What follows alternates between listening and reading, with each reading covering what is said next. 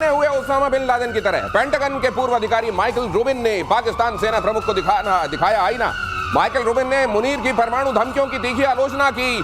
परमाणु हमले की धमकी पर मुनीर को फौरन अमेरिका से बाहर निकाल दिया जाना चाहिए था, यह कहा।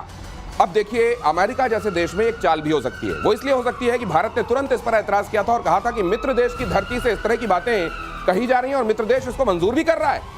स्ट्रेटेजिक पार्टनर जिस देश को कहा जाता है उस देश को यह सोचना चाहिए था कि उस मित्र के बारे में ऐसी बातें कही जा रही हैं और हम इसको शह दे रहे हैं, तो यह भी हो सकता है कि अपने ही घर से विरोध करा दो तो कम से कम मामला कुछ शांत हो जाएगा। या वाकई घर के भीतर भी अब ट्रंप के लिए राह मुश्किल होती जा रही है। इसको कैसे देखा जाना चाहिए, आइए पहले इस महत्वपूर्ण खबर का विश्लेषण करना शुरू करते हैं। सर, ये क्या है?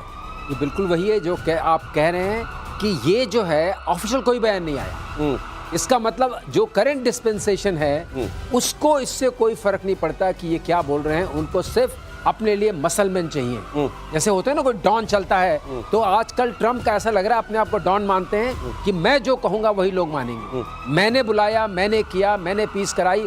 अब तो उनका ये कहना है मैंने 6 कंट्रीज में पीस करा दी।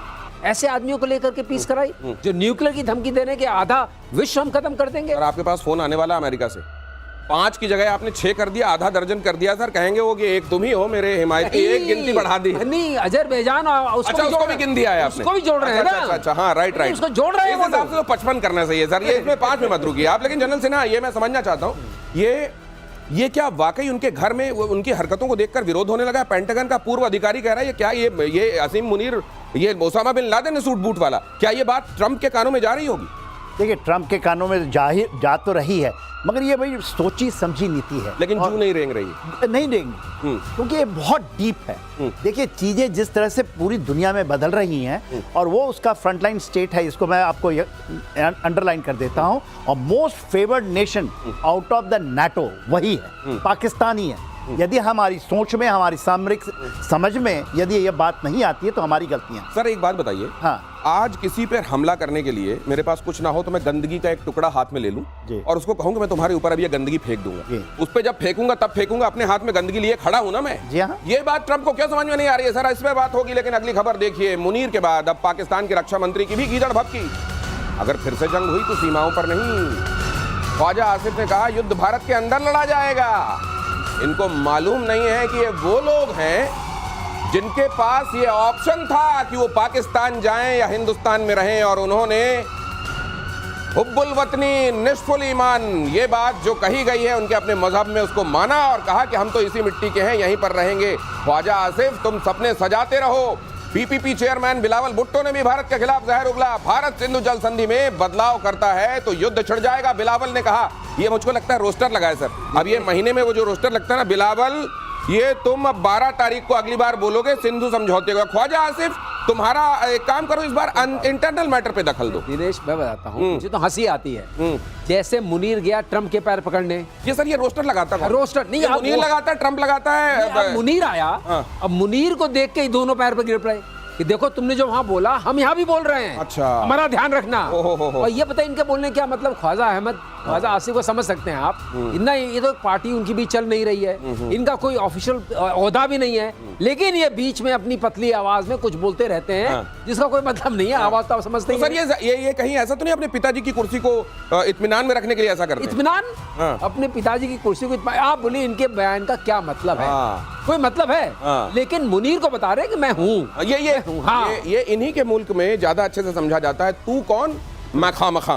ये और वो खामखा भी ऐसे नहीं कि मैं खामखा। ये सर, ये जो मैं खामखा वाले हैं जिनकी आवाज भी मतलब उससे भी कम से कम उसकी थोड़ा सा उसी का एहतराम कर लें कि उसको इज्जत देते हुए समझा करें कि क्या कहना इनके मुंह से ठीक नहीं है, जेब नहीं देता। ये फिर भी वो चीजें क्यों करते रहते हैं? आपको याद होगा, जैसे ही पानी रोका गया, 22 को यह घटना हुई, 23 को रोक दिया और इन्होंने कहा या तो इसमें पानी बहेगा या खून बहेगा।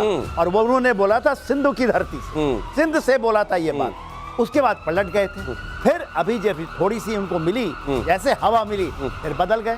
और जैसे इनको तो हवा भरी जा रही है ना, वो तो कहते, कोई तो कहता है कि 10 मिसाइल मार देंगे सिंधु के ऊपर में, आपने कोई भी डैम बना दिया। कौन कहता है? मुनीर कहता है। और कहां से कहता है?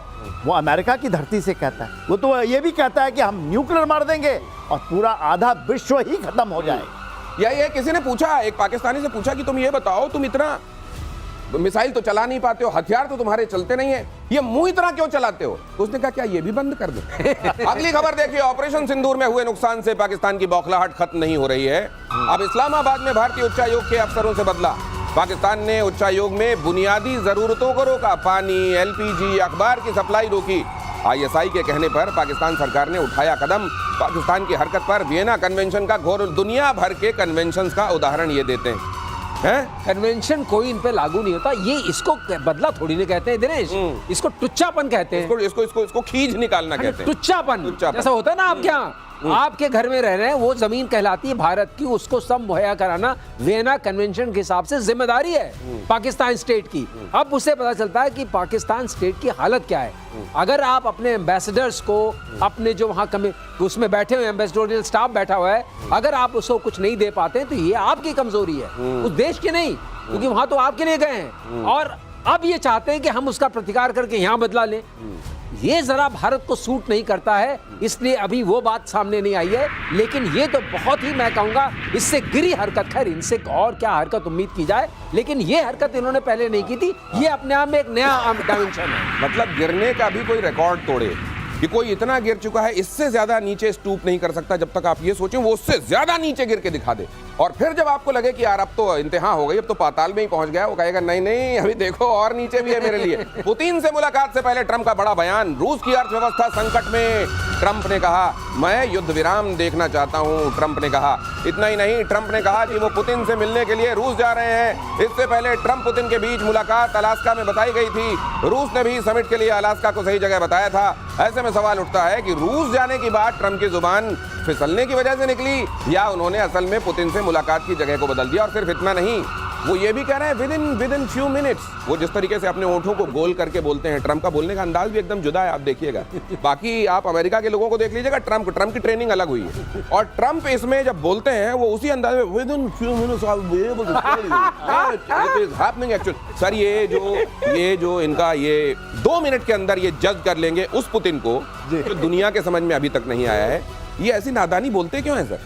देखिए, बात यह है कि जो पुतिन है उनकी शख्सियत इतनी ज़्यादा है कि उसके सामने डोनाल्ड ट्रंप ये सोचते हैं कि यदि हम डायरेक्टली कुछ उनके साथ कर जाएं, बोलने के लिए बड़पोले हैं, कुछ भी कह दें कि उनकी तो डेड इकॉनमी हो गई, भारत की डेड इकॉनमी हो गई, वो दोनों ही फेल्ड है, मगर जब एक्चुअली सामने है तो उनकी पतलून तो ढीली हो ही रही है। ये आप लेके चलिए। देखिए, आप कहाँ जा रहे हैं? अलास्का मालूम है, वो रशिया की धरती थी।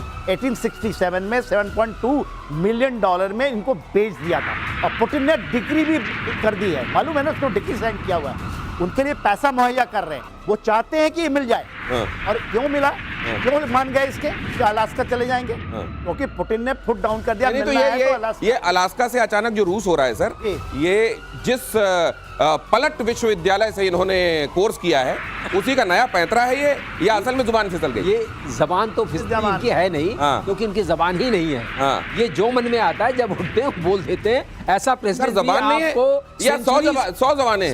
ऐसा भी प्रेसिडेंट आपको 100 सेंचुरीज में, 200 सेंचुरी एक बार मिलेगा। ये भी अपने आप में अनूठे हैं। लेकिन अलास्का की चॉइस के ऊपर और भी कई तरह की संभावनाएं हैं, क्योंकि आईसीसी का एक चल रहा है ना कि जहां ट्रंप गुजरे, ये पुतिन गुजरे, अरेस्ट कीजिए, तो अलास्का 88 किलोमीटर है वहां की धरती से, और वहां लैंड करें तो कहीं और किसी के और जगह से पास ऑन नहीं करना है।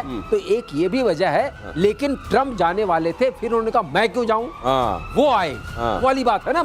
कि मैं अब तो डाउन हो गया, तो कई लोग झुक गए, यूरोप झुक गया, जापान झुक गया, उधर साउथ कोरिया झुक गया, इंडिया पर दे दनादन टैरिफ लगाया, और ये मुनीर तो 2-4 बार जाकर पैर पे गिर चुका है। तो उनका माहौल अच्छा है, इस माहौल में उनको बुलाते हैं। ये लेकिन किसी ने कहा कि जैसे कही जाती थी ये बात कि भारत की स्वर कोकिला लता मंगेशकर के संदर्भ में कहा जाता था कि इनके गले पर रिसर्च होना चाहिए। ऐसा गला भगवान ने कब बनाया होगा? मुझे लगता है एक और रिसर्च होना चाहिए, लेकिन इस बार गले, जुबान और दिमाग, इसमें कनेक्शन है या नहीं कि कनेक्शन टूटा हुआ है, इसकी रिसर्च होनी चाहिए। अगली खबर बताकर आपके पास आता हूं सर। अमेरिकी राष्ट्रपति ट्रंप ने फिर से बघारी शेखी। 5 युद्धों को सुलझाने का किया दावा।